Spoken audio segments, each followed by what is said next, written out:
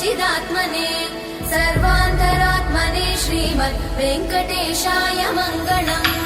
स्वतः सर्वविदे सर्वशक्तये सर्वशेषिने सुलभाय सुशीलाय वेङ्कटेशाय मङ्गलम्।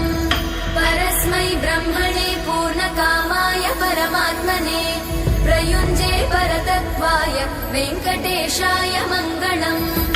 आकालतत्त्वमशान्तमात्मनामनुपश्यताम् अतृप्त्यमृतरूपाय वेङ्कटेशाय मङ्गलम्। प्रायस्वचरणौ पुंसां शरण्यत्वेन पाणिना कृपया दिशते श्रीमद् वेङ्कटेशाय मङ्गलम्।